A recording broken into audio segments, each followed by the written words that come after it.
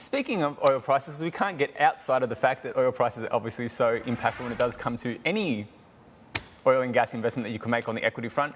Do you think that we're running a little bit too cheap considering some of the expectations moving forward at the back half of the year? Or do you think this is relatively fair value? Because the argument always gets made that, you know, the China demand is going to come back online and it's going to offset some of the demand concerns coming through the macro in the United States, but you're still seeing drawdowns and you're not seeing any kind of, you know, yet at the very least, definitive demand destruction in the US.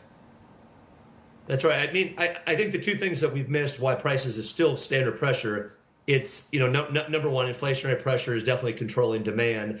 Myself included, I think we thought that was going to be better by now. But maybe even more importantly on the supply side, Russia continues to produce almost exactly what it did pre-pandemic. I think that's an absolute surprise to all of us. We thought by now, most of us in the analyst world, that Russia would be 20, 25, 30% lower production because of price caps and all these other things. So again, I am optimistic because I think OPEC Plus has now created an artificial floor, but I'm not. I think the last time I was on your show, I thought even well before the end of the year, we'd hit $100 plus.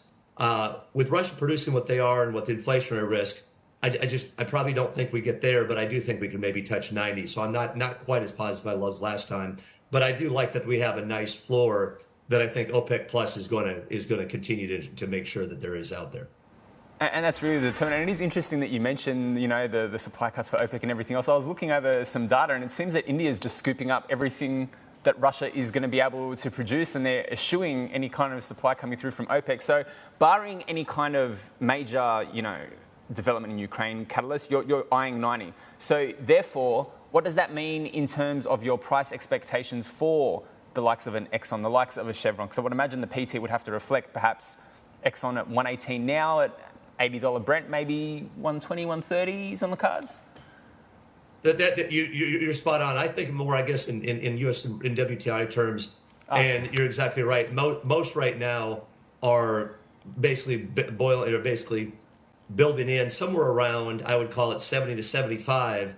So I think that when I look at WTI, I do believe it's going to go to at least 85 or 90. So that's why I do think there's going to be a fair amount of upside. I mean, and all four that you have listed there, Chevron, Conoco, Exxon, Occidental, I still think the upside is very positive given the backdrop right now. Because again, you mentioned what they're trading at versus historicals.